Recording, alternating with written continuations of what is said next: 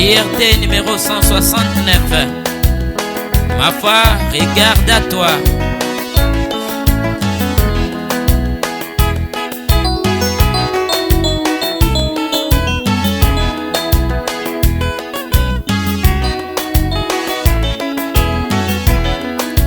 Ma foi, regarde à toi, toi agneau du calvaire, sauveur divin, écoute maintenant ma prière. Efface tous mes péchés auprès dès aujourd'hui. Je sois tout à toi, oh Jésus, mon sauveur. Efface tous mes péchés auprès dès aujourd'hui. Je sois tout à toi. Nous vous saluons ce matin au nom du Seigneur Jésus-Christ. Saluez-vous là où vous êtes là, dites à votre prochain que Dieu vous bénisse. Aujourd'hui, sentez-vous bien à la maison de Dieu. Dites-lui, sentez-vous bien. Et notre Dieu soit loué. Veuillez vous lever. Romains chapitre 6e. Prenons le verset 11e. En lisant notre Seigneur Jésus-Christ. Ainsi vous-même, regardez-vous comme mort au péché et comme vivant pour Dieu en Jésus-Christ. Et le péché ne règne donc point dans votre corps mortel. Et n'obéissez pas à ses convoitises. Ne livrez pas vos membres au péché comme des instruments d'iniquité.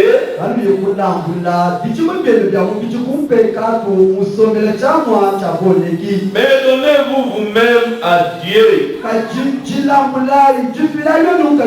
En maintenant vivant des morts que vous étiez. Et offrez à Dieu vos membres comme des instruments de justice.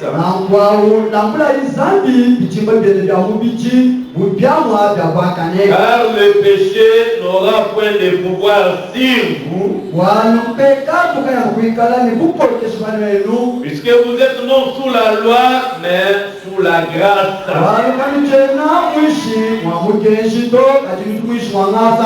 Quoi donc? Pécherions-nous? Parce que nous sommes non sous la loi, mais sous la grâce.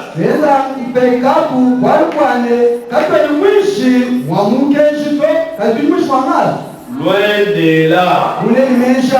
Et savez-vous pas qu'en vous livrant à quelqu'un comme esclave, pour lui obéir, vous êtes esclave de celui à qui vous obéissez. Soit du péché qui conduit à la mort, soit de l'obéissance qui conduit à la justice. Mais grâce soit rendue à Dieu de ce que, après avoir été esclave du péché, vous avez obéi de cœur à la règle de la doctrine,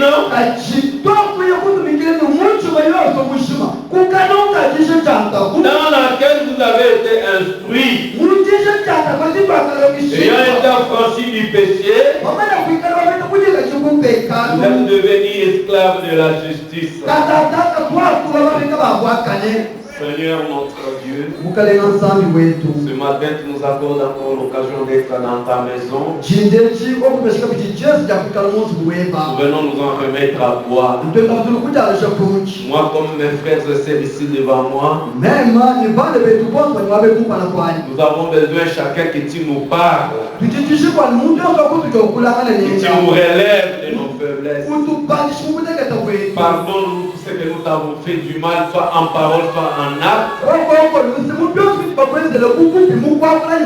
Regarde le sang du Seigneur Jésus qui intercède pour nous jusqu'à ce matin. Parce qu'il est assis sur les trônes d'intercession, intercédant pour nous. Nous sommes désolés de t'avoir fait du mal. Nous te demandons sincèrement de nous pardonner. Dans ce jour, viens guérir nos âmes malades du péché. Viens guérir nos corps malades. Viens nous donner la force pour le voyage. Prends-nous la main, Seigneur. Tu avais promis que tu ne nous laisseras pas orphelins. Mais tu seras avec nous. Tu seras en nous jusqu'à la consommation des temps. S'il y a quelque chose qui t'a chassé de notre cœur, aide-nous à pouvoir mettre les choses en ordre. Que cette douce colombe revienne habiter dans ce cœur. Et qu'il nous conduise. Nous avons foi et confiance. Et nous avons trouvé grâce devant toi. Et que tu nous as exaucés. Car nous avons demandé au nom tout suffisant. Au nom du Seigneur Jésus-Christ. Amen. Amen. Je me réjouis frère maintenant pour commencer ce matin. Une vie cachée en Christ. Se prêcher le 10 novembre 55.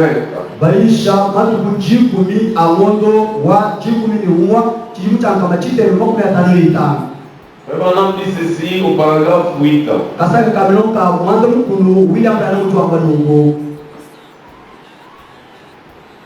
Parce que la semaine, pour ceux qui n'étaient pas là, nous avons voulu montrer comment nous pouvons parvenir à la sainteté. Là, nous avons lu Romains chapitre 6 que nous venons de lire. Et voilà, nous avons lu seulement le verset 19 jusqu'au 21. Là où la Bible dit: je parle à la manière des hommes à cause de la faiblesse de votre chair. De même donc que vous avez livré vos membres comme esclaves à l'impurité, à l'iniquité. La Bible nous dit: ainsi maintenant, livrez vos membres comme esclaves à la justice,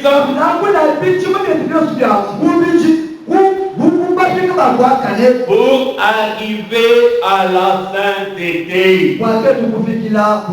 Donc pour que nous arrivions à la sainteté, il nous faut offrir à Dieu tous nos membres. Que nous lui appartenions. Que nous devenions esclaves de la justice de Dieu. Ne parlons que quand Dieu parle. N'agissant que quand Dieu agit. Nous avons donné l'exemple de frère Branham pour montrer comment quand nous sommes esclaves, nous gardons même nos membres esclaves de la justice de Dieu.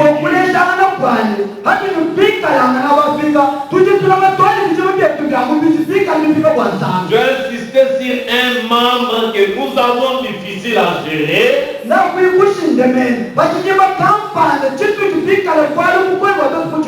Ce membre-là, c'est notre langue.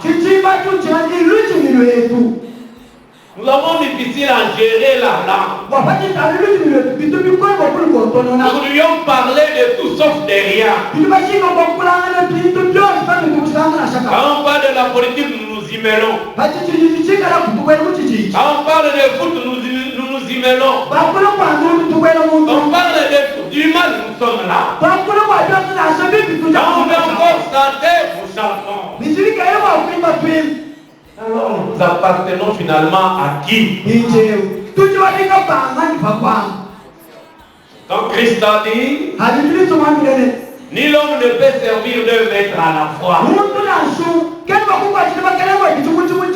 avons pris l'exemple de Frère Branham. Une femme l'a injurié. Il l'a engueulé. Il l'a grondé. Il a jeté même un coup de poing devant son visage. Cependant, Frère Branham était entré dans ce territoire-là de plein droit. Parce qu'il avait demandé à son mari, est-ce que nous pouvons passer ici avec notre voiture? Le mari a accepté. Il part se prier, mais au retour, la femme dit, cette voiture-là ne bougera pas de là. Si ça bouge seulement, j'appelle la police. Quand mon homme essaie de lui expliquer, elle se met à l'injurier. Elle se met à le maudire. Le frère Branham est resté calme et serein. En face des injures, il ne cessait de parler avec gentillesse. Ma soeur, pardonnez-nous. Il dit non. Vous pensez que vous les jeunes gens, vous pouvez nous écraser, nous les vieux. Non. Peut-être que ça s'est passé dans votre voisinage comme ça. Mais nous, ne sommes pas comme ces gens-là. Qui êtes-vous? Madame, je n'habite même pas ici. Je suis venu pour un travail. Quel travail tu fais? Nous étions venus pour prier, pour aider quelqu'un. Nous ne sommes pas comme tous les jeunes gens. Nous sommes des chrétiens. Allez, je m'en fiche. Les chrétiens n'existent pas. Mais madame, croyez-moi en Jésus-Christ. Oui, lui je le crois. Mais les hommes, je ne les crois pas. On dit, mais nous sommes des chrétiens. Quel travail tu fais? J'étais venu prier. Qui es-tu? Je suis un prédicateur, un pasteur. Je suis révérend Branham. Je suis un révérend. Quel est ton nom? Non, frère Branham lui dit seulement, mon nom c'est Branham. Pas m'a reculé. Il dit, vous êtes frère Branham? Pardonnez-moi, frère Branham. Pardonnez-moi. Je suis une méthodiste rétrograde. Madame lui dit, que Dieu vous bénisse ma soeur. Alors rentrez à l'église. Ne m'irez pas rétrograde. Madame dit, mais si on avait mal répondu, si on avait bondi, qu'est-ce que ça aurait produit? Elle se perdrait. Alors il nous exhorte en disant, amenons les gens derrière les voiles. Monsieur au paragraphe 8 de une vie cachée en Christ. Et là, maintenant, nous a dit que pour que tout change aujourd'hui, il nous faut avoir un réveil. Un réveil qui va amener les gens à un changement total. Je sais que sur le thème réveil, il y a aussi à manger, à boire là-bas.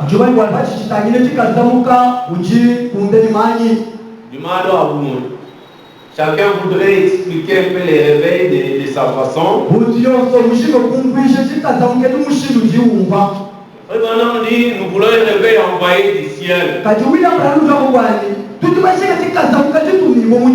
Parce qu'il y a des gens qui vous disent, moi je vais faire descendre le réveil. J'aimerais dire frère Branham pour cela. Paragraphe 6. Je crois. Après avoir vu l'Amérique qui a reçu des grandes opportunités d'un réveil,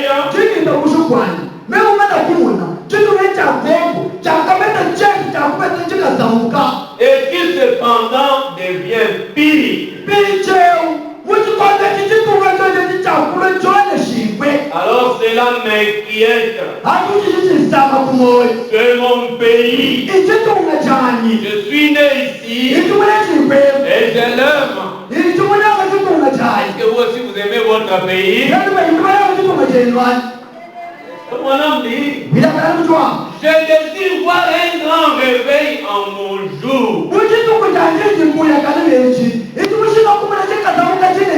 Est-ce que telle est votre volonté? Je désire voir un grand réveil en mon jour si possible.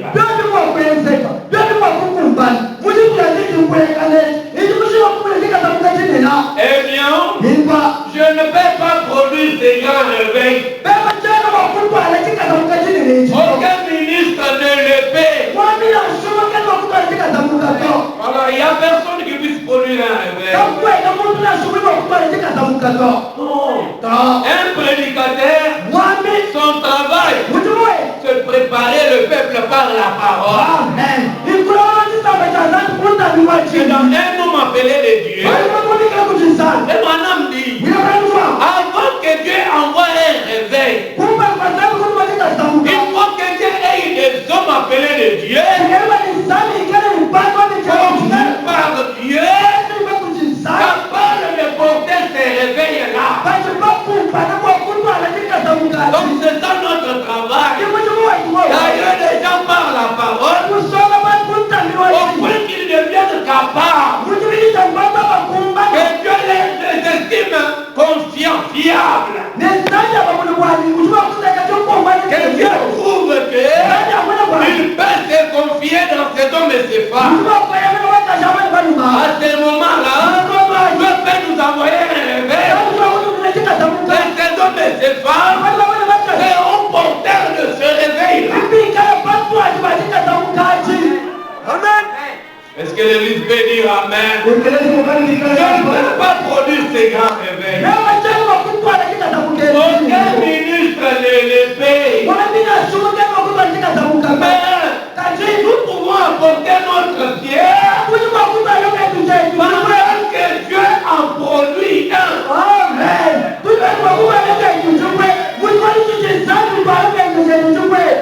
Oh, pendant que Dieu est en train de produire un réveil, nous pouvons apporter une pierre à Dieu.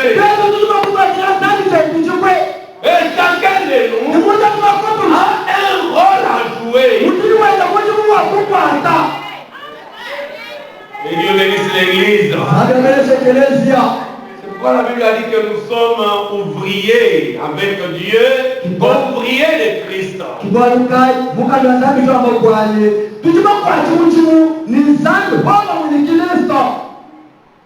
Et là nous avons montré que le monde extérieur nous regarde. Ils veulent voir comment nous vivons pour apprécier ce message.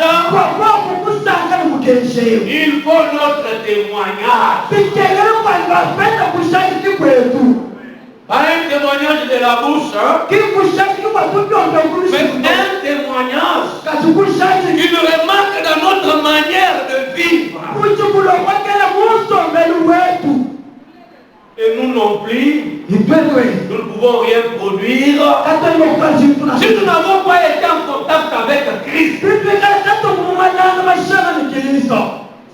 Et maintenant on dit que quelqu'un peut aller se prendre des œufs. Venir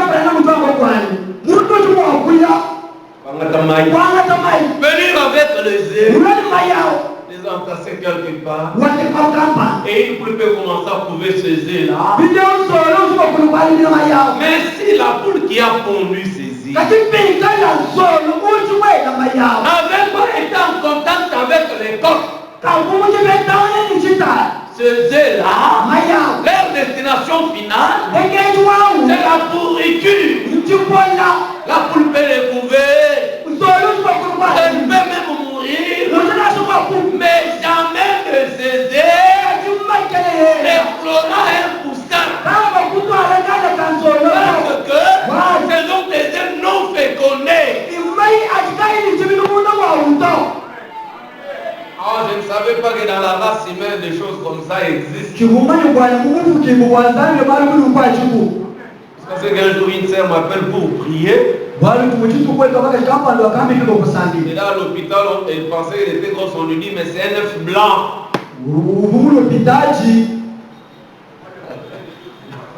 Elle pensait qu'elle était grosse. Les médecins lui disent, mais c'est un œuf blanc, il n'y a pas de vie qui croit, c'est une masse comme ça. Elle va te tuer. Est-ce que les médecins sont ici? Avez-vous déjà entendu parler d'un œuf blanc? C'est une femme. Et bien, la main, je vais voir les médecins qui ont. Merci beaucoup, Dieu vous bénisse. Même chez les humains. On dit non, c'est un œuf blanc, il faut extraire ça, il faut enlever. Ainsi en est-il de notre vie spirituelle. C'est ainsi qu'il en est. Vont nous regrouper ici des années et des années. Mais si Christ, si tu ne l'as pas croisé personnellement dans ta vie, tu n'auras rien changé en toi. Tu peux te tenir dans le parvis extérieur, jouir de la lumière du soleil, mais malheureusement, il y a les jours nuagés. Quand ça vient comme ça, il fait froid, vous aurez la pensée d'aller fumer, d'aller boire. Alors notre destinée n'est pas s'arrêter ici. Nous voudrions foncer, entrer là-bas, derrière les rideaux, là où nous mourrons même. Parce que deux vies ne peuvent pas cohabiter cette âme-là. Oh, il faut qu'une vie décède pour céder la place à une autre vie. La vie de Christ ne peut pas se mélanger avec la vie du péché. Non, dans votre âme, il n'y a pas assez d'espace pour deux personnes. C'est pourquoi même pas votre pasteur ne peut pas habiter là. Amen. Même pas votre mari. L'âme est un trône. Un trône où soit Christ règne, ou encore, à défaut de Christ, l'incrédulité qui y règne. Si Christ n'y est pas, et chacun de nous a cet âme. Mais on a dit que l'âme, c'est ça même la nature de l'esprit de l'homme. Amen.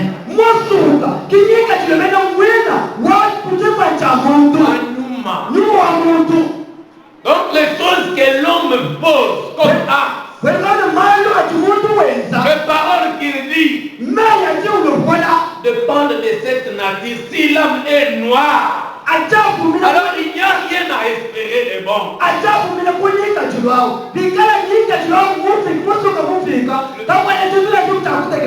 Les actes et les paroles, ce sont l'expression que cette âme met au monde extérieur. Parce que la source est pourrie, et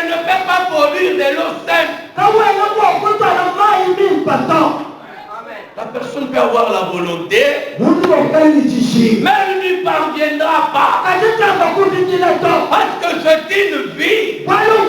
Il faut que cette vie naisse. Qu'elle décède. Qu'elle pourrisse.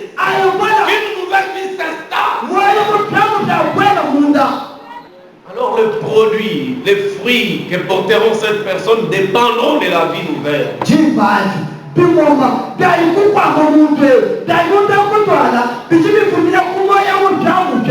J'aimerais lire dans les chemins du retour. Je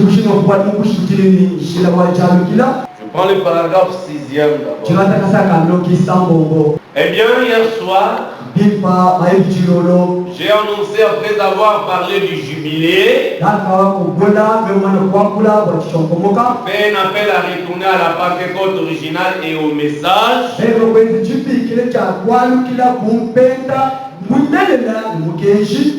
J'ai dit que ce soir, j'essaierai de prêcher un tout petit peu sur comment revenir.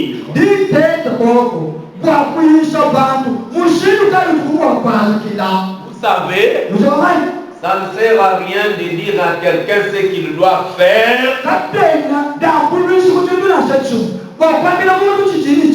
À moins de lui montrer comment le faire. C'est ça la chose. Maintenant, le passage que je m'aimerais lire, je m'en suis déjà servi une fois, et peut-être pas exactement de cette façon. Je me suis dit que cela cadre bien, je dois l'apporter sous cet angle-ci.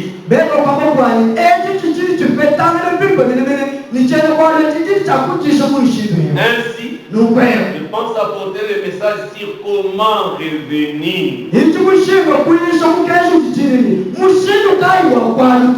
Il y a beaucoup de voies de sortie, mais il n'y a qu'un seul chemin de retour. Les voies d'égarement sont nombreuses. Tu peux prendre n'importe laquelle, mais le chemin du retour chez Dieu reste l'unique. Ce chemin, par la grâce de Dieu que nous voudrions parler. Mais frère Branham dit, quand on regarde sur la route, l'église est encore éloignée à 2 millions de kilomètres de là où elle devrait se trouver.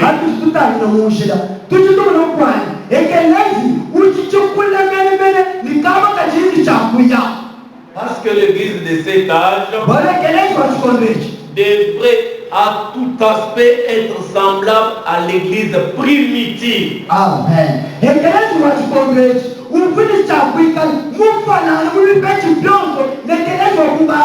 Parce que ce n'est plus une église en croissance. C'est une église à la maturité. Dans la nature, elle se met plante des graines de maïs. À l'âge de l'hiver, on peut voir simplement une jeune petite plante en couleur verte. Que seuls les bêtes peuvent manger, les hommes ne peuvent pas manger ça.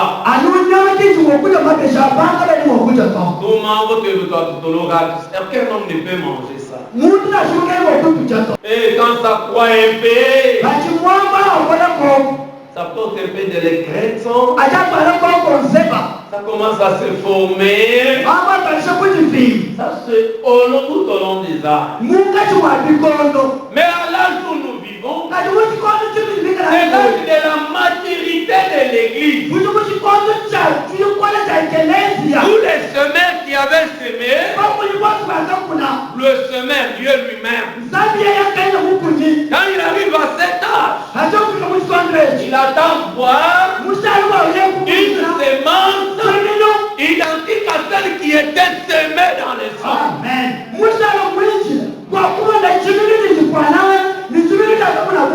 Donc le semeur a besoin de voir du maïs mangeable par les hommes.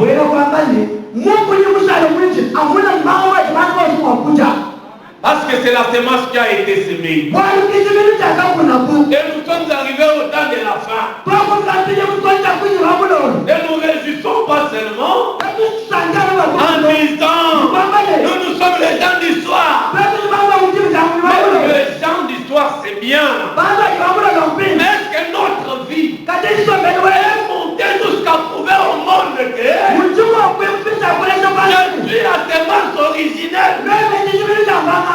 Le monde attend voir cette sémence manifester. Les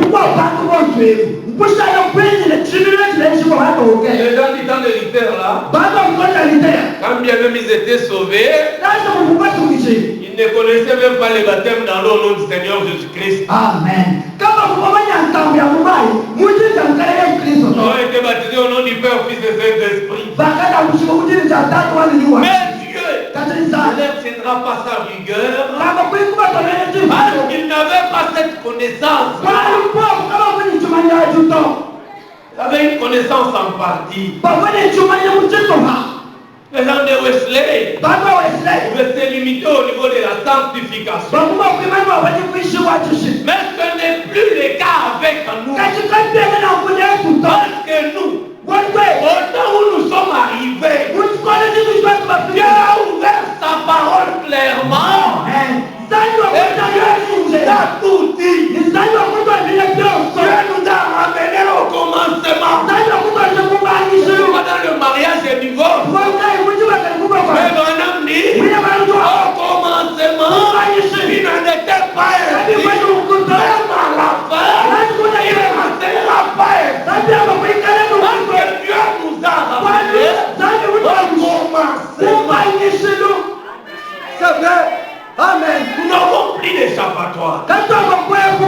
S'il y a des gens qui devraient être saints dans leur vie de chaque jour, ça devrait être nous. Nous serons jugés sévèrement. Mon homme dit, nous avons besoin des prédicateurs qui prêcheront l'enfer. Au point que les gens se rendront compte que l'enfer existe. Vous devez savoir que si vous n'allez pas au ciel, l'enfer vous attend. Il n'y a pas de terrain intermédiaire. Comment tu es ici au message? Tu dis, mais je vais être une vierge forte. Quelle vierge forte? Dieu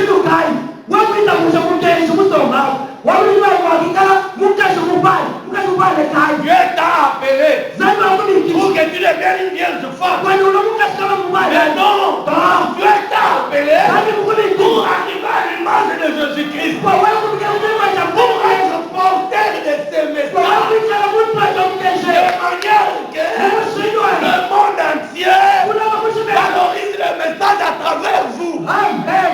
Que Dieu soit loué. Je verrai que ça pénètre dans les cœurs des croyants. Je verrai que les croyants comprennent qu'on doit respecter ces messages par la vie que je mène.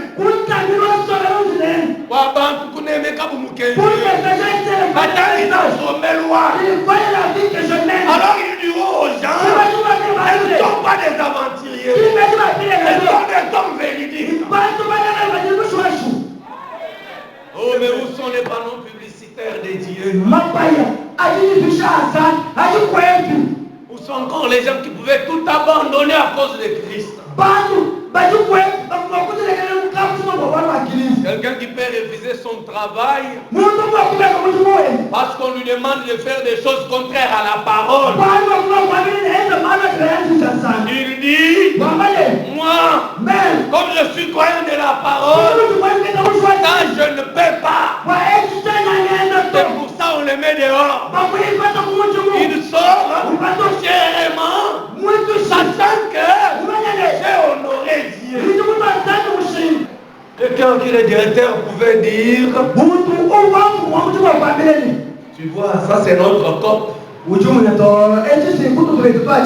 Détournons cet argent, ouvre-les comme ça, couvre, écrit des documents. Il dit au directeur, moi je suis chrétien, je ne peux pas contribuer à ça.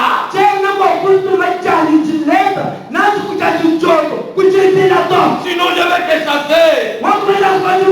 Il dit très bien, si c'est à cause de ça que vous me chassez, je me ferai un plaisir de partir parce que je suis chrétien.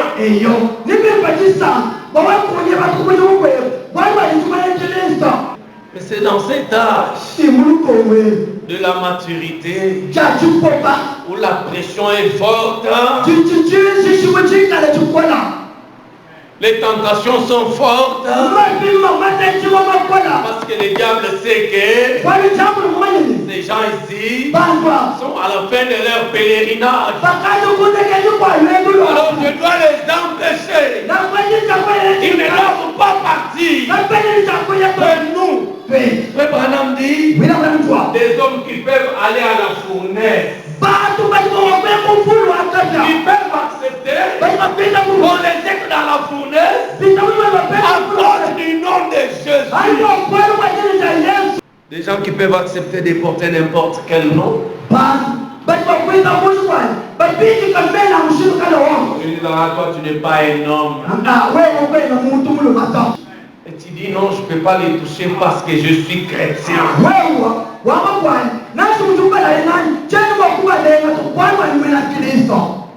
Ils viennent me taquiner, mais moi je me dois de rester chrétien.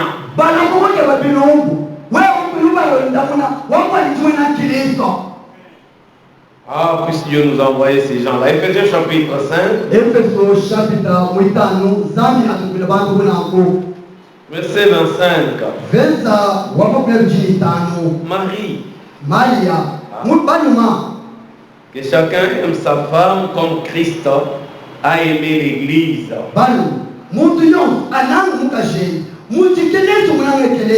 Et s'est livré lui-même pour elle. Afin de la sanctifier, en la purifiant et en la lavant par l'eau de la parole, pour faire paraître devant lui cette église glorieuse, sans tache, ni ride, ni rien de semblable, mais sainte et irréprochable. Quand nous parlons de cette église, ne voyez pas de mur, mais voyez-vous vous-même. L'église que Christ veut faire paraître devant lui, c'est celle-là. Dieu veut me voir paraître devant lui sans tache, ni ride, ni rien de semblable, étant un homme saint, une femme sainte, un homme irréprochable, une femme irréprochable. Est-ce possible? Oui, Église, dites-moi, est-ce que c'est possible? Si ce n'était pas possible, Dieu ne nous l'aurait pas demandé. C'est pourquoi, ce matin, à partir d'aujourd'hui même,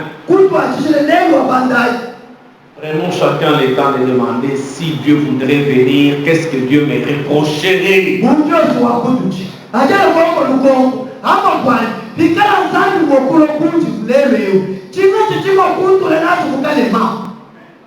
J'avais aimé les témoignages d'un pasteur.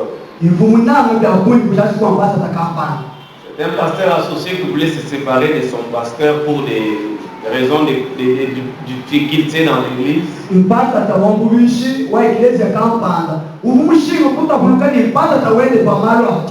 Il disait, je suis déjà vieux. Donc la mort me hante, à tout moment je peux partir. Je ne m'aimerais pas garder une petite dent contre vous. Parce que quand j'arriverai, Dieu me posera la question. Regarde cette tâche. Regarde cette tache sur ta robe blanche. Qu'est-ce qu'elle cherche? Dis, mais j'ai déjà combattu un long combat, ça fait si longtemps. Je suis vieux, j'attends ce que la mort m'emporte à tout moment. Pour raison de ne pas voir une quelconque tache sur ma robe. Je sais, ça ne va pas, alors je m'aimerais vivre en paix pour que Christ me trouve net devant lui.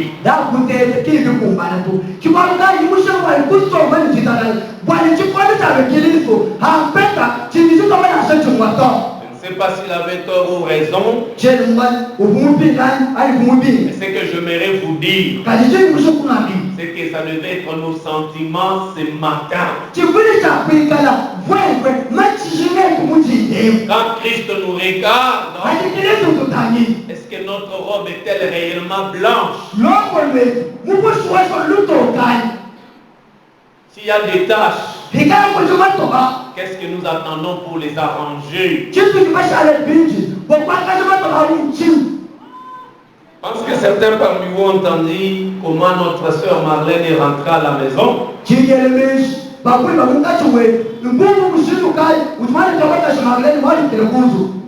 Elle est décédée comment elle s'est réveillée chez elle avec son mari et son enfant. Un dimanche comme celui-ci, se sont dit allons à l'église.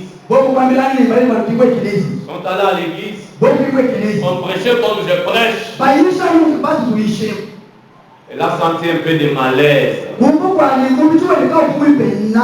Elle est sortie. On a même prié pour elle. Après, ça n'a pas tourné. On dit non, amenons-la à l'hôpital. On arrive à l'hôpital, elle est décédée. C'est pas surprenant. La mort marche avec nous chaque jour.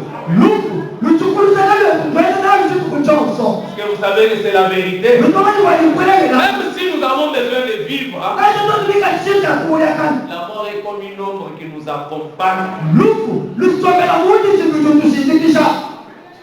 Il suffirait qu'à tout moment, ça bouge, on est parti. Partir ou ne pas partir n'est pas le problème. Quel est l'état de votre robe? Parce que Dieu attend une église qui est sans tache, qui n'a pas de rides, qui n'a rien de semblable au mal.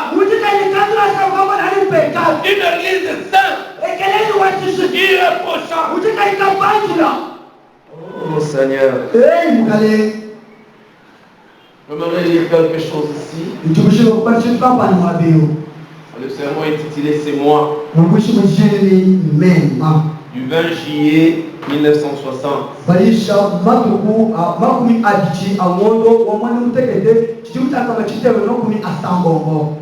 Reviendrons au chemin du retour plus tard.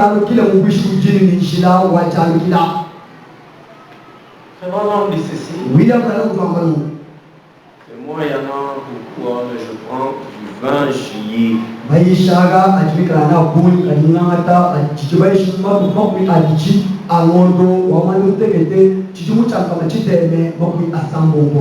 La tradition de Shekinah.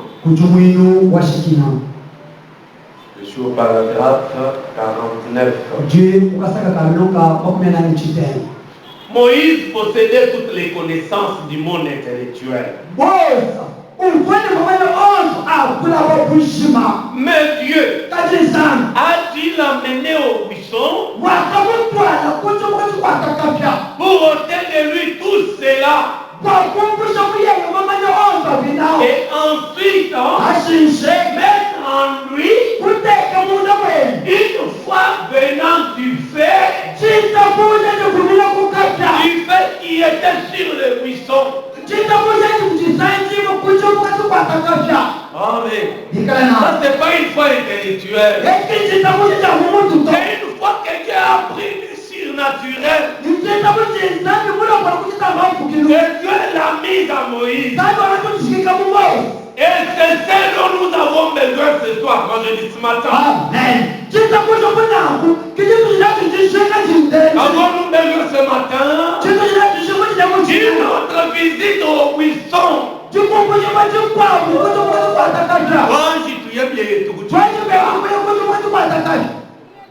C'est ce dont nous avons besoin. Nous avons besoin de faire une visite au buisson. Là où nous ne passons pas une expérience. Est-ce que vous voulez voir aussi l'expérience? Aujourd'hui, nous vivons en un jour où les infidèles cherchent à trouver une explication convaincante de tout.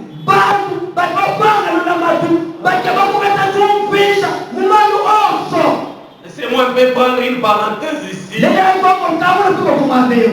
Quand c'est une guérison, les infidèles disent nous voudrons avoir une explication. Maintenant montons un peu. Quand nous leur parlons de Christ, et comment il change les gens, les infidèles veulent savoir une explication convaincante. Alors quelle est cette explication? L'explication qui convainc le monde. Démontrez vous-même la manière que vous vivez. Moi aussi j'étais impédique. Christ m'a sauvé. Je t'ai menté. Christ m'a sauvé. Est-ce que ça peut être votre témoignage? Le monde n'a pas besoin que tu lui lises beaucoup de versets. Pourquoi pas? Mais ils veulent une démonstration physique. Ils veulent une explication convaincante. Tu as été avec Christ. Prouve-le-moi. Frère Manon dit, Jésus savait cela et il a dit, je ne vous laisserai pas orphelin. Le Père enverra le Saint-Esprit en mon nom. Et encore un peu de temps, que le monde ne me verra pas. Cependant, vous me verrez, car je, le Saint-Esprit qui parle en lui, je serai avec vous, même en vous, jusqu'à la consommation du monde, jusqu'à la fin du monde. Eh bien, Dieu savait qu'à la fin du monde, les gens s'élèveraient, des grands érudits, des grands intellectuels, pour une explication convaincante de toute la Bible. Et ni l'homme n'a le droit de se tenir derrière la chair. Ni l'homme n'a le droit de se dire chrétien avant qu'il ait été une fois là derrière le désert, sur le sable sacré, où il aura rencontré Dieu face à face. Est-ce que les chrétiens sont là? Oh, que Dieu bénisse les chrétiens. Ça voulait dire que vous avez croisé chacun Dieu face en face. Est-ce que les banques amènent des chrétiens? Quand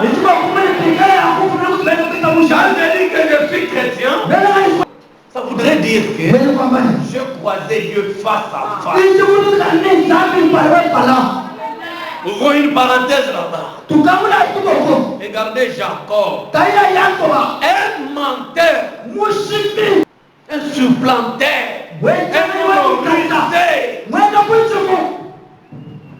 il pense qu'il doit tout avoir par la riche. Un jour, celui qui a parlé de Péniel, c'est lui, Jacob, qui a parlé de Péniel. Parce que Péniel voulait dire, là je vis Dieu face à face. Et mon âme fut sauvée. Mais regardez dans sa marche. Quand il a croisé Dieu face en face, à part sa marche a changé.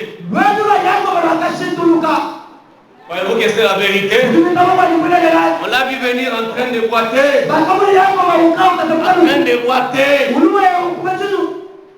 Il n'avait plus le temps de bomber la tosse comme autrefois.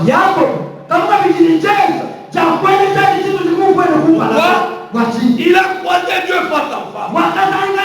Il a dit Dieu. Il a dit à Dieu, tu ne partiras pas avant que tu me bénisses. Il a lutté avec Dieu toute la nuit. Toute la nuit. Oh, Dieu soit loué.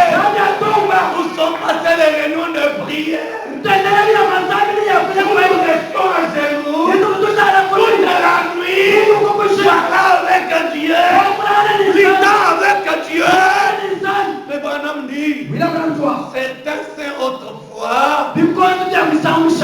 sans voir, il priait toute la nuit. Il pouvait se réveiller le matin, les yeux ne voyaient plus encore gonflés. Et sa femme pouvait lui prendre la main pour le conduire à la table pour prendre le déjeuner. Je pense qu'il parlait du frère Sanké qui priait comme ça. Mais où sont passés notre premier amour là? Nos prières de toute la nuit. À genoux, tu t'oublies. Tu ne sais même pas là où tu es. Quelqu'un peut parler, tu n'entends même pas. Parce que tu es tellement plongé dans la prière. C'est pas surprenant qu'il n'y ait pas assez de nouvelles naissances.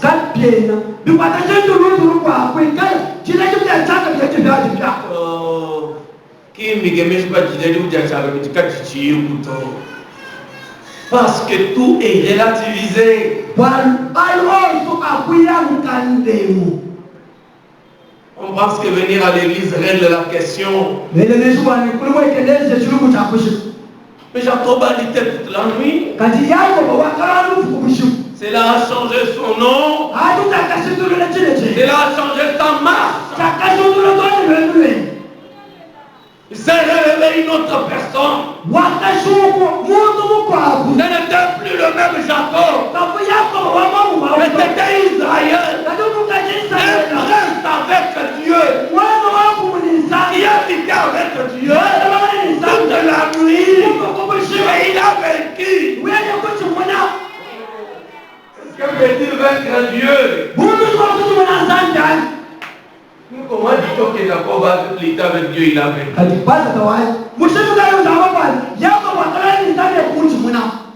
La faiblesse de Dieu, c'est dans ses promesses. Amen.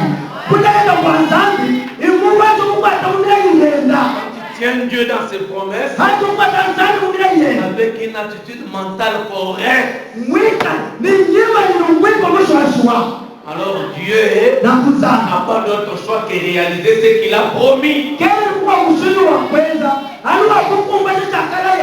Bonnie Robinson, quand il est allé, il a enfoncé un piquet dans le champ. Il a dit à Dieu, si aujourd'hui même tu ne me baptises pas du Saint-Esprit, à ton retour, tu trouveras un tas d'ossements ici. Autrement dit, je ne me lèverai pas d'ici tant que tu ne m'auras pas donné le Saint-Esprit. Est-ce que les chercheurs du Saint-Esprit brillent comme ça? C'est un seul de quelques minutes et puis on rentre.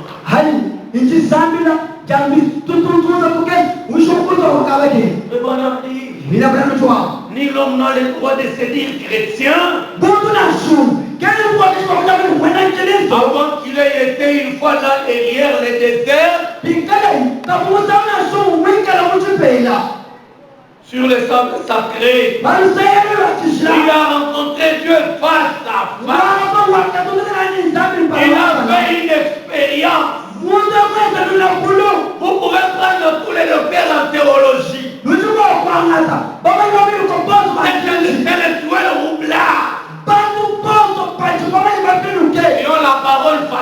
Vous trouvez une explication convaincante de tout ceci et tout cela.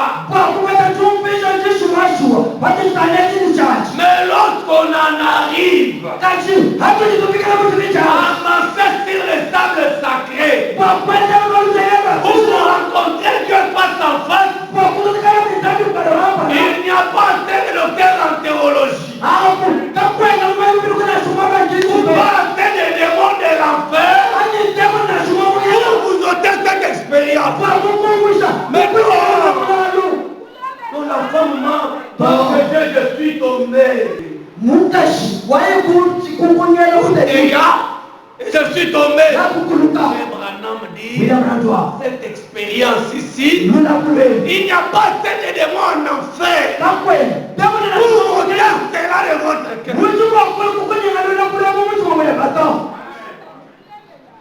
Non, aucun démon.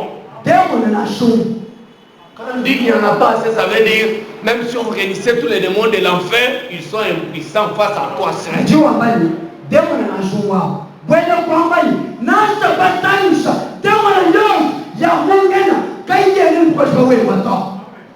Ils ne peuvent pas t'aider à quitter la parole. Parce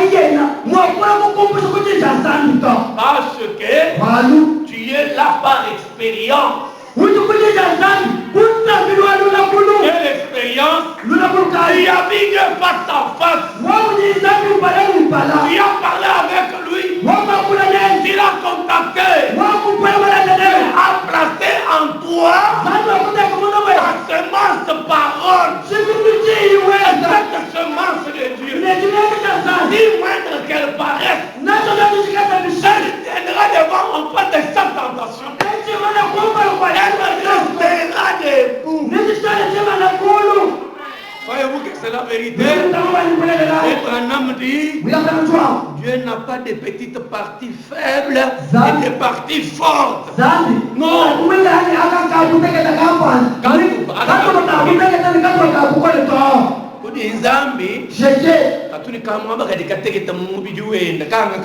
Il n'y a pas une partie qui est faible et l'autre partie qui est forte, non? C'est comme l'eau de l'océan. Prenez simplement une cuillerée à café, tirez cette eau-là. Allez au laboratoire. Tous les composants chimiques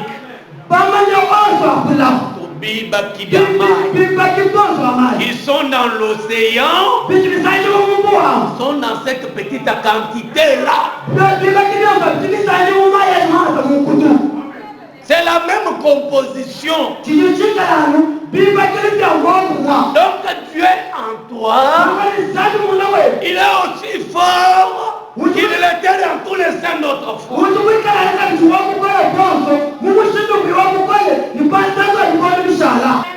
Lorsque vous avez rencontré Dieu face à face quelque part, et que vous avez senti la puissance du changement, d'une nouvelle vie entrer en vous, aucun démon de l'enfer ne peut vous ôter cela.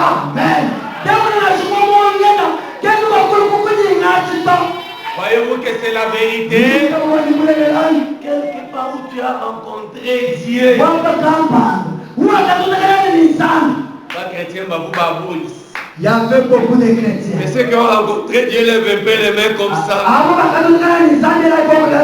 Que Dieu vous bénisse. Frère Branham dit, quand c'est arrivé, il y a la puissance du changement qui est en vous. Si vous dites que vous avez rencontré Dieu, et si les choses n'ont pas changé, ça veut dire que vous ne l'avez pas rencontré de la bonne manière. C'est la vérité. Parce que quand vous les rencontrez, la puissance du changement, une nouvelle vie est entrée en vous. Aucun démon de l'enfer ne peut vous l'ôter. Vous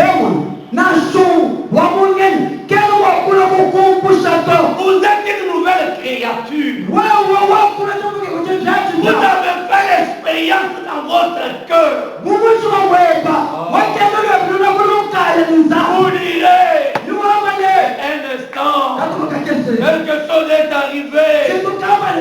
Voyez-vous, vous avez eu quelque chose. Je me souviens que lorsque le surveillant général est arrivé, il a dit, Billy, tu dois avoir fait un cauchemar. J'ai dit, si tel est le cas, voici ma carte des membres. J'ai rencontré quelqu'un qui m'a parlé. C'était la vie pour moi. Amen. Je dis, voici. Oh, a-t-il dit, n'ayez pas de tes sentiments à propos. J'ai dit, eh bien,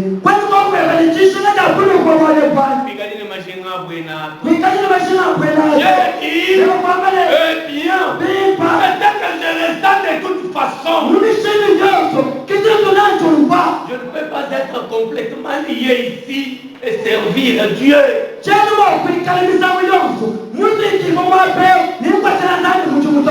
le servir carrément. Sans lien.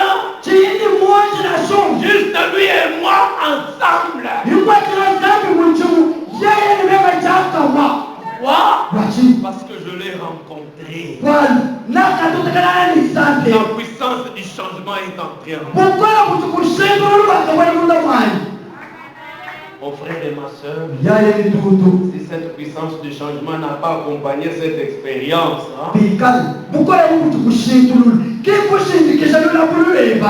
autrement dit, votre expérience est fausse. Tu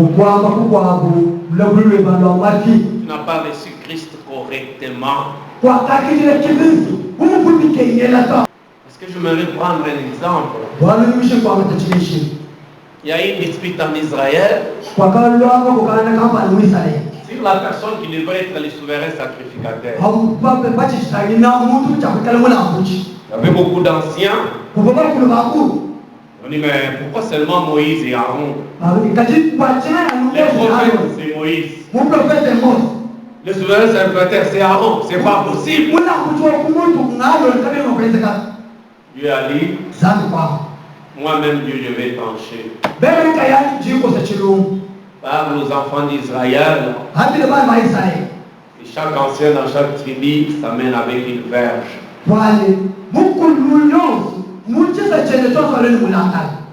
pouvons les lire dans Nombre chapitre 17.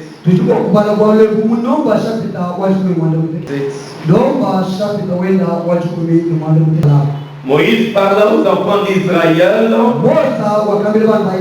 et tous leurs princes lui donnèrent une verge. Chaque prince une verge selon les maisons de leurs pères.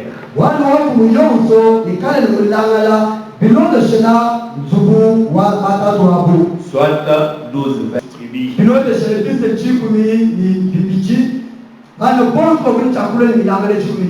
La verge d'Aaron était au milieu de leur.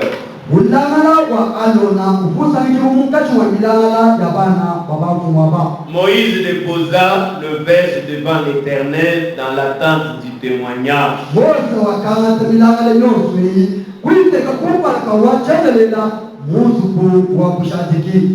Mais rappelez-vous que la verge était un bois sec mort.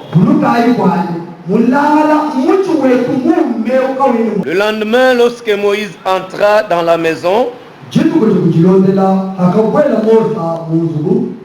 dans la tente du témoignage plutôt,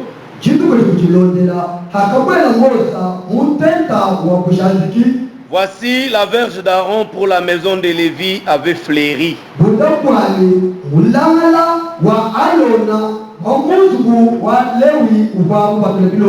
Elle avait poussé des bourgeons produit des fleurs et mûrit des amandes. Non, mûrir, ça veut dire même ces fruits-là étaient mûrs. Moïse ôta de devant l'Éternel toutes les verges,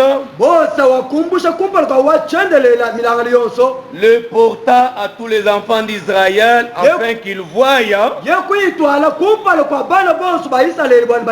et qu'ils prennent chacun sa verge. L'Éternel dit à Moïse,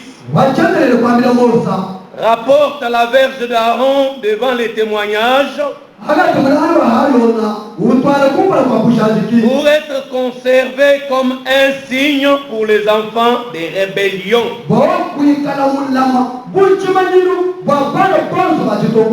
Afin que tu fasses cesser de devant moi leur murmure et qu'ils ne meurent pas. Là, je m'aimerais ajouter cette citation de Frère Branham. Dans une vie cachée avec Christ. Au paragraphe 35. Remarquez. C'est là qu'on avait mis la verge d'Aaron. Ce n'était pas là dehors dans le parvis extérieur. On l'avait mis là à l'intérieur pour choisir qui allait être le sacrificateur. Je sais que c'est là parle directement de Christ. Mais c'est aussi un type du pécheur. Prenez un homme qui a flâné toute sa vie dans l'église.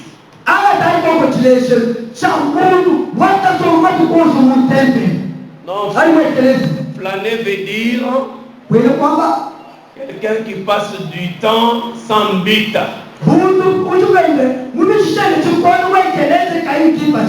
qu'il ne s'attache qu'aux choses de moindre importance. Et qui est toujours mort dans les péchés et les offenses. Mais il est où? Il est dans l'église. Mais il est mort dans les péchés, dans les offenses. Mais lorsque cet homme-là était à l'extérieur, cette vieille verge, ce n'était qu'un bâton ordinaire qu'Aaron tenait dans sa main jusqu'à ce qu'elle s'est desséchée. Il n'y avait pas de vie dedans. C'est l'homme qui est retranché de Dieu. C'est l'homme qui est sans Christ. C'est l'homme qui est peut-être un membre de l'église, qui n'en sait pas plus sur Dieu qu'un Hottentot n'en sait sur un chevalier égyptien.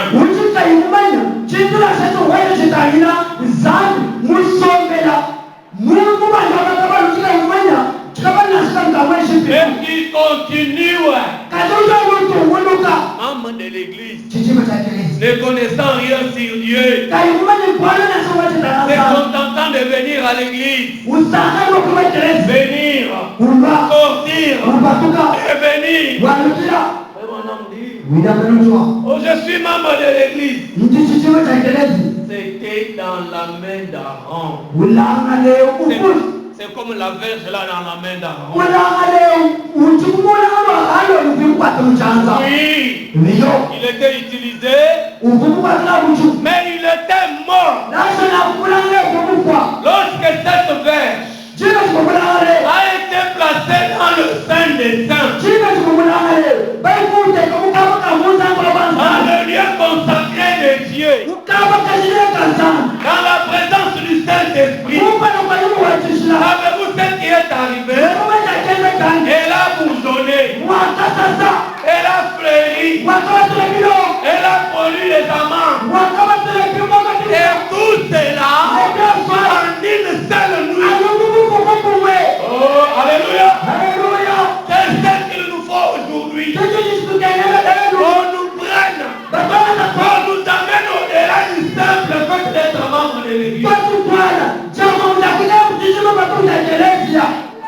dépasse un peu ce niveau-là. Le niveau de dire, je suis membre du tabernacle de Dieu.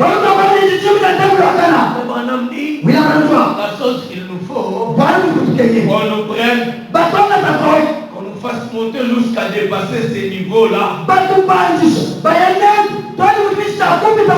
dans le sein des saints, dans la présence et la consécration du Seigneur Jésus. Est-ce que l'Église peut dire Amen? Elle a bourgeonné. Qu'était-ce? La vie qu'elle devait avoir était morte. La vie, l'ancienne vie était morte. Cette ancienne vie-là, comme elle est morte, elle était juste comme sément de l'attente.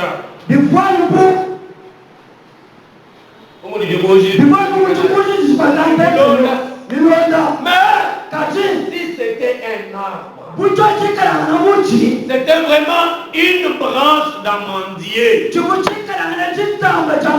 Mais elle était morte. L'amandier qui mangue. Les amandes, c'est bon. C'est plus. Mais elle était morte. Il y a bien des gens ce soir qui professent le christianisme, mais qui sont morts, qui ne portent aucun fruit. Est-ce que l'Église peut dire Amen? Beaucoup de gens qui professent le christianisme, mais qui sont morts.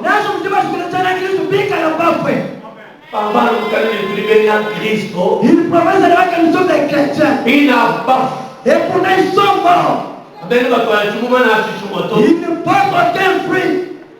Ils n'ont rien dans leur vie. Ils semblent être impuissants. Sans espérance. Ils dansent ça et là.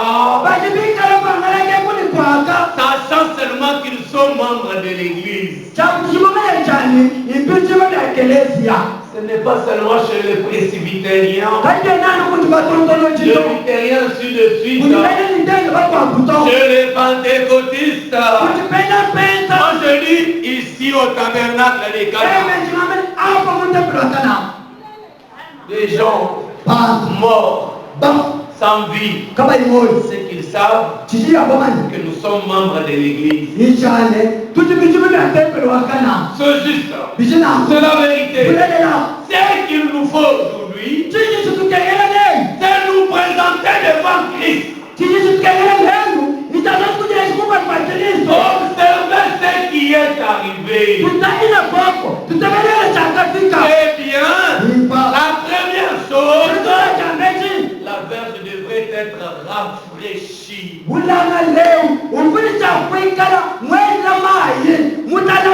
voyez le mouchashima. Elle devait être rafraîchie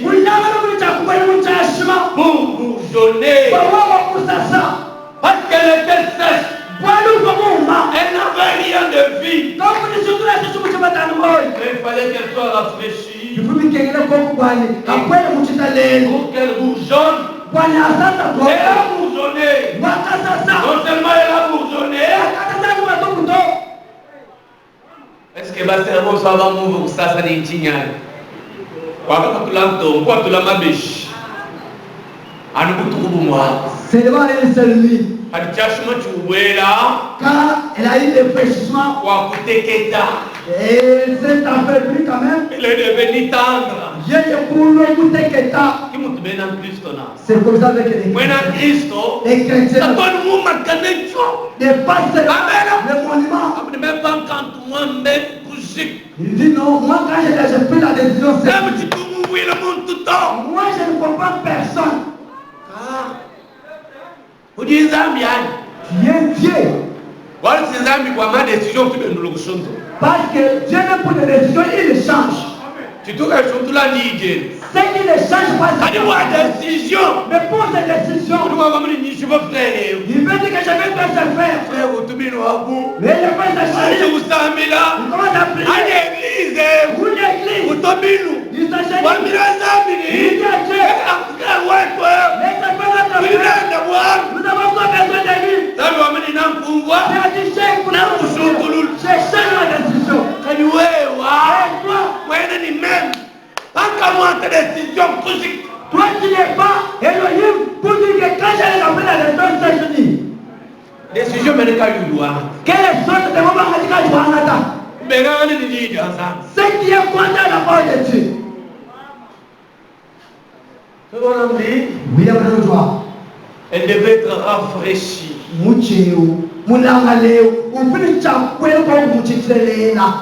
Est-ce que l'église m'écoute?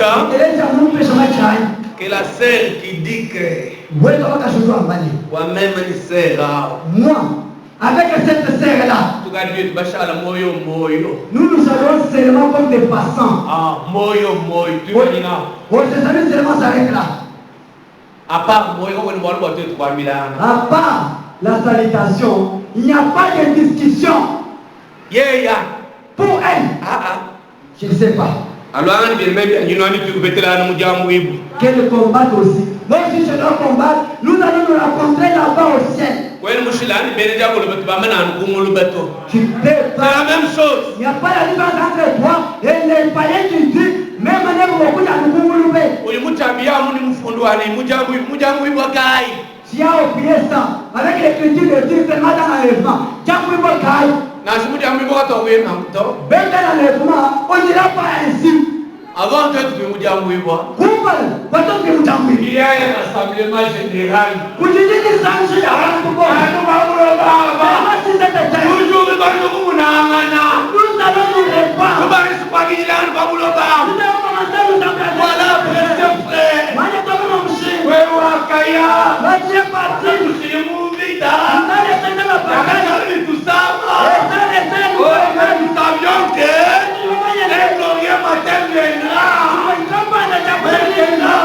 Nous voyons quel plaisir d'être sur la terre.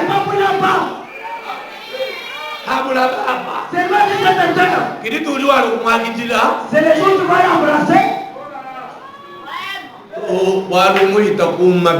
Non. Pas avant là, il n'y a pas de vie. Dieu resté une pensée. Et la tête était beau. C'est qui de mettre d'abord dans la présence de Dieu. La première des choses que Dieu envoie, c'est le rafraîchissement. Quand ça va te rafraîchir, Quand tu veux déjà il va bourgeonner. Et le fait, il va pécher. c'est la communion. Pour moi. Tu vas être en communion. Il te dira, je n'ai pas d'ennemi ici.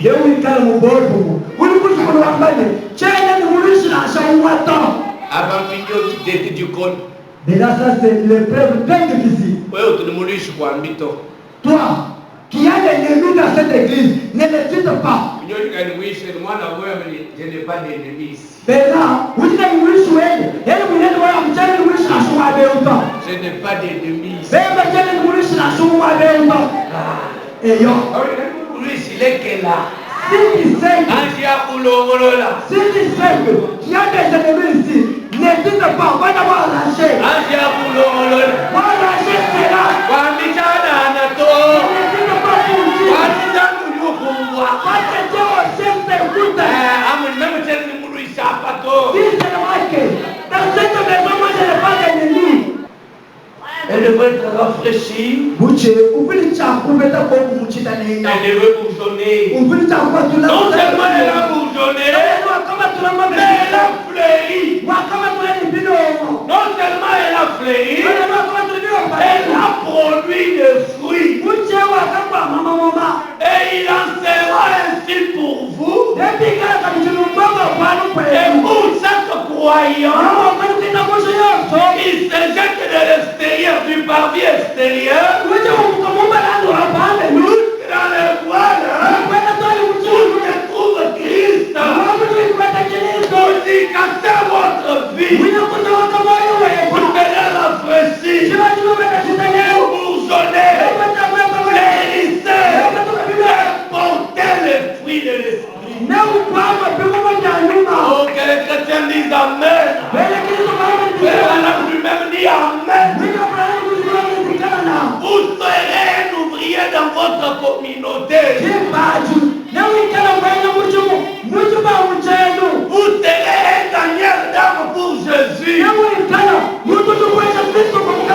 Jésus.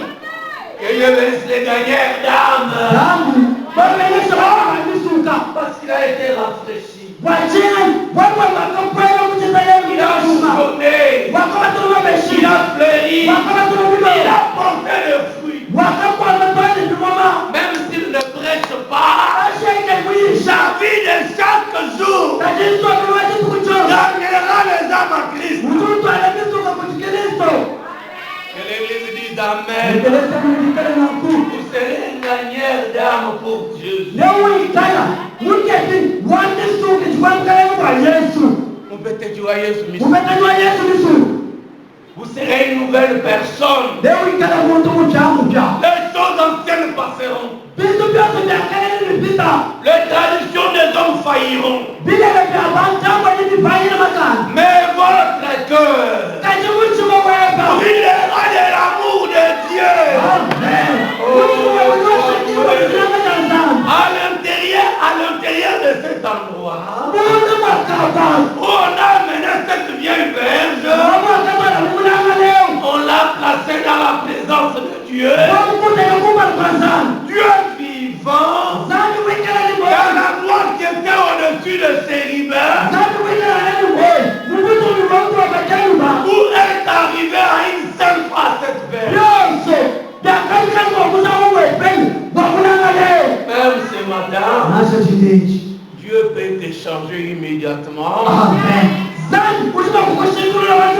Il te rafraîchit, te fait bourgeonner, te fait fleurir, te fait porter les fruits. Et les fruits qui ont même mûri. Frères et sœurs, pour une vie qui est consacrée, qui repose dans la présence de Dieu, cela changera cette personne. Est-ce qu'il y a des hommes qui veulent changer? Le chemin du changement est là. Une vie de consécration. Une vie qui doit reposer dans la présence de Dieu. Cela changera cette personne aussi certain que je me tiens sur cette estrade ce soir.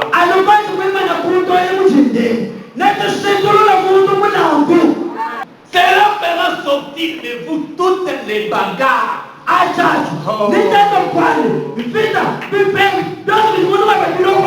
Que les saints disent Amen.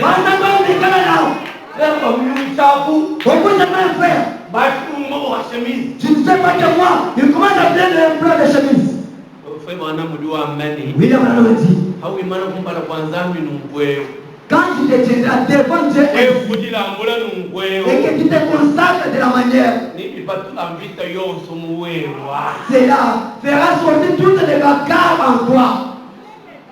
Cela fera sortir tous les différents.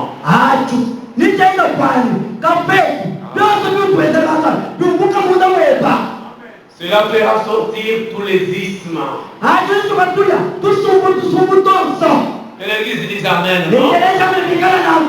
Vous êtes fâchés. Mais c'est la vérité. Vous voulez changer? Voilà la voie du changement. Une vie de consécration à Dieu. Comme les frères Kassomo l'avaient chanté. Beaucoup de temps dans la prière. Beaucoup de temps dans sa présence. La vie va changer. Ça sortira de vous les bagarres. Ça sortira de vous les différends. Ça sortira de vous les ismes. Cela fera de vous un véritable chrétien.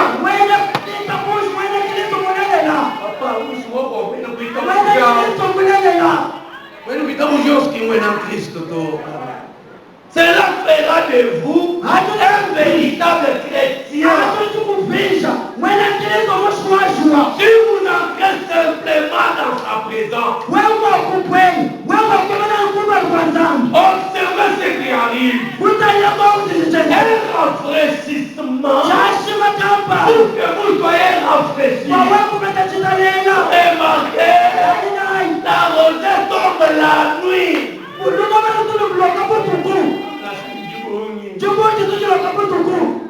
La rosée tombe la nuit. Le monde s'endort. La nature est en activité pendant la journée. Les peines, les obstacles, le peine. Mais lorsque tout se calme, alors que se passe-t-il? La rosée tombe.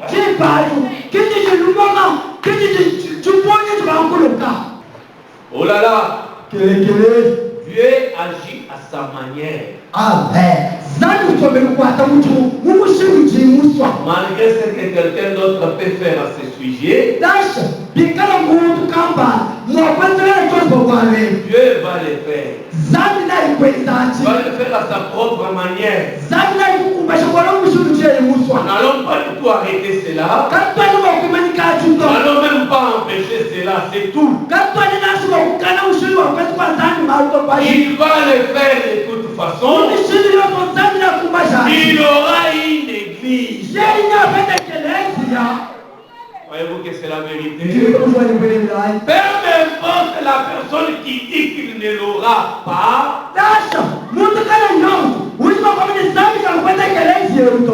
et combien de croyants s'élèvent, Dieu aura une église sainte, elle sera là.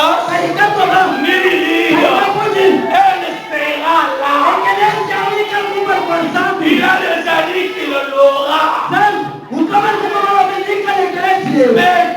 Maintenant, luttons simplement pour en faire partie. Qu'est-ce que vous voulez?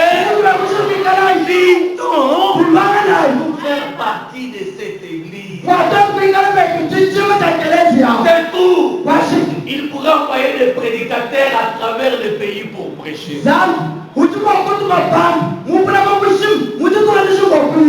Tout le monde pourrait les rejeter. Les jeter en prison.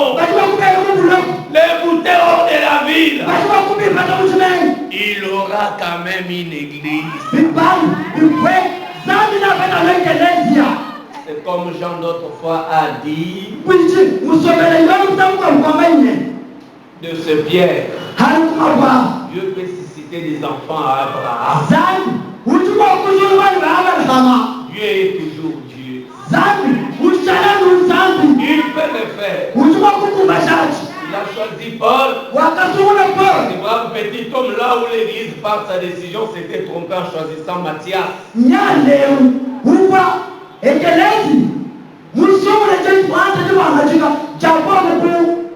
L'église avait choisi Matthias pour être le 12e apôtre à la place de Judas. Ce n'était pas la volonté de Dieu. Pourquoi Dieu s'est choisi Paul. Mais concernant Paul, ces braves petits juifs au nez crochu et très colériques, Dieu a dit, je vais vous montrer ce que je vais faire de lui. Il a fait de lui l'un des plus grands de tous les apôtres.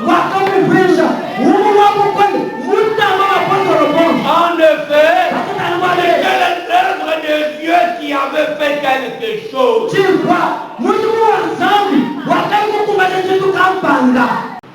Le paragraphe 28. Les gens s'interrogent aujourd'hui. C'est juste comme un patient qui est couché à la porte du médecin pendant que le médecin a le médicament contre la maladie du patient. Mais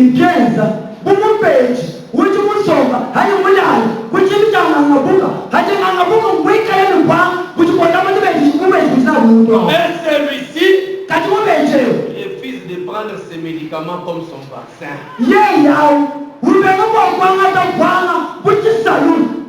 Et il dit, et il peut être tout près du remède. Et tant qu'il restera sera juste à la porte du médecin.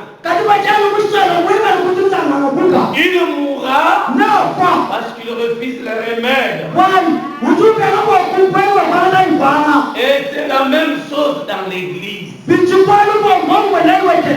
bien, les gens s'assoient sur le banc.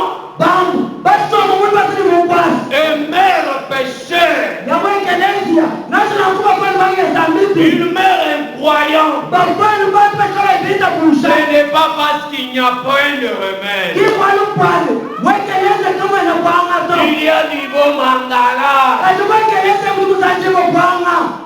Voyez-vous que c'est la vérité? Il y a du bon mangala. Mais c'est à cause de l'entêtement de gens eux-mêmes.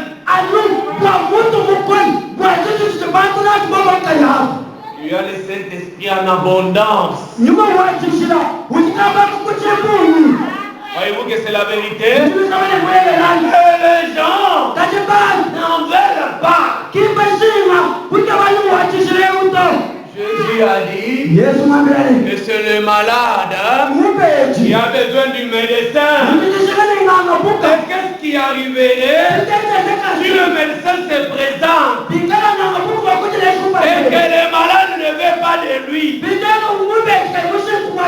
Quel bien le médecin peut-il alors lui faire? Nous avons besoin du médecin. Et le patient doit prendre son médicament parce que c'est mon de malade. Et l'église est malade en temps critique. C'est vrai. Par la grâce de Dieu, moyen qu'il nous a accordé, nous avons montré le chemin pour changer. Maintenant, Dieu ne peut pas te pousser. Ça doit être maintenant votre décision. Nous allons incliner la tête. Je vous avais dit en commençant, chacun de nous se pose la question: est-ce que ma robe est-elle réellement blanche? Ne porte-t-elle pas des taches? Et si ces taches existent, qu'est-ce que nous faisons pour les enlever? La chorale va nous chanter Miséricorde dans son insondable en Chiluba. Puis nous allons prier. Et le temps qui nous reste avant la prière le jeudi, nous allons avec un devoir d'examiner chacun sa vie, voir ce qui ne va pas.